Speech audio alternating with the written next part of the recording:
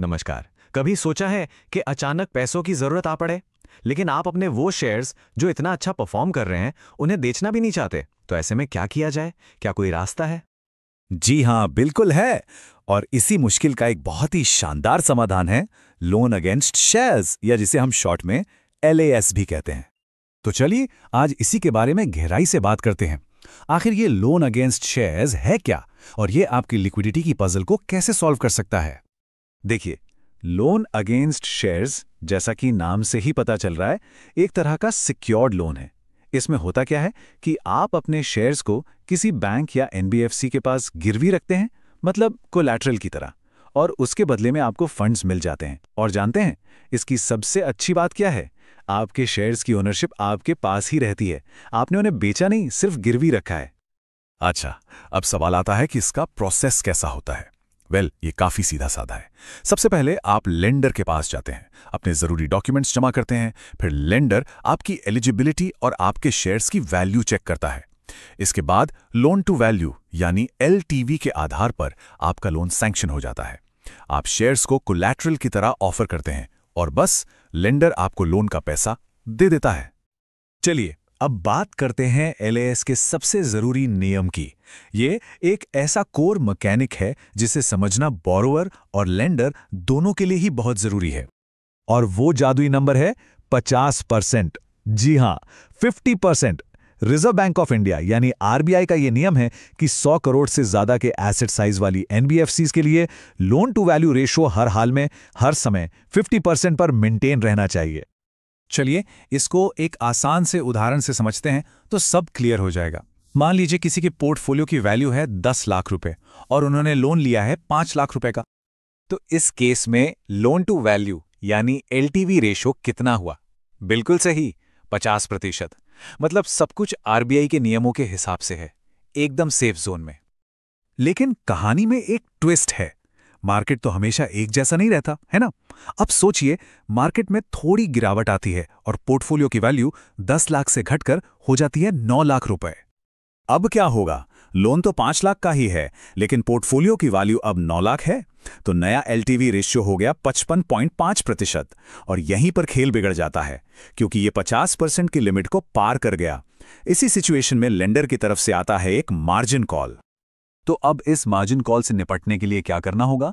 आपके पास दो रास्ते हैं। या तो आप कुछ और शेयर्स गिरवी रख दीजिए ताकि टोटल वैल्यू बढ़ जाए, या फिर लोन का थोड़ा सा हिस्सा चुका दीजिए। और अच्छी बात यह है कि RBI ने इसके लिए 7 वर्किंग डेज का समय भी दिया है, तो पैनिक करने की जरूरत नहीं।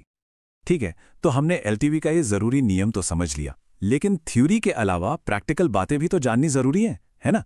जैसे कि इसमें खर्चा कितना आता है, ये कितने तरह का होता है, और इसके फायदे क्या क्या हैं। तो चलिए अब इन प्रैक्टिकल चीजों पर बात करते हैं। देखिए, मोटे तौर पर LAS आपको दो तरह से मिल सकता है। पहला है टर्म लोन। इसमें क्या होता है कि आपको एक फिक्स्ड अमाउंट एक तय समय के लिए एक ही बार में मिल जाता है। ये तरीका NBFC ज्यादा पसंद करती हैं। दूसरा ऑप्शन है ओवरड्राफ्ट फैसिलिटी। ये एक तरह की फ्लेक्सिबल क्रेडिट लाइन है।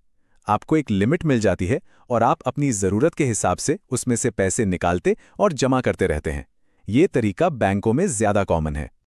अच्छा, अब आते हैं सबसे जरूरी सवाल पर, ब्याज कितना लगता है?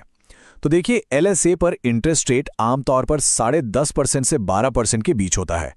अगर आप इसकी तुलना पर्सनल लोन से करें तो ये उससे सस्ता पड़ता है। हाँ, होम लोन से थोड़ा महंगा जरूर है। लेकिन एक मिनट, सिर्फ इंटरेस्ट रेट देखकर फैसला मत लीजिएगा। इसके अलावा भी कुछ चार्जेस होते हैं, जैसे कि लोन अमाउंट का 2% तक प्रोसेसिंग फीस लग सकती है। एक एनुअल रिन्यूअल चार्ज होता है। और हाँ, अगर पेमेंट में देरी हुई तो 18% या उससे भी ज्यादा की पेनाल्टी लग सकती है। इनके ऊपर से स्टैम्प ड्यूटी, GST और शेयर्स को प्लेज अनप्लेज करने के चार्जेस, ये सब भी होते हैं। तो इतने सारे चार्जेस के बाद भी लोग LAS क्यों लेते हैं? क्योंकि इसके फायदे भी जबरदस्त हैं। सबसे बड़ा फायदा तो यही है कि आपके शेयर्स आपके ही रहते हैं, मतलब डिविडेंड, बोनस, सारे फायदे आपको मिलते रहेंगे। दूसरा, जैसा हमने देखा, पर्सनल लोन के मुकाबले इंटरेस्ट रेट कम है। रीपेमेंट के ऑप्शन भी काफी फ्लेक्सिबल होते हैं। डॉक्यूमेंटेशन भी बहुत ज्यादा नहीं होता और पैसा भी फटाफट मिल जाता है। तो कुल मिलाकर देखें तो लोन अगेंस्ट शेयर्स आज के इन्वेस्टर्स के लिए एक बहुत ही मॉडर्न और काम का फंडिंग ऑप्शन बन चुका है। और ये कोई छोटी मोटी बात नहीं है।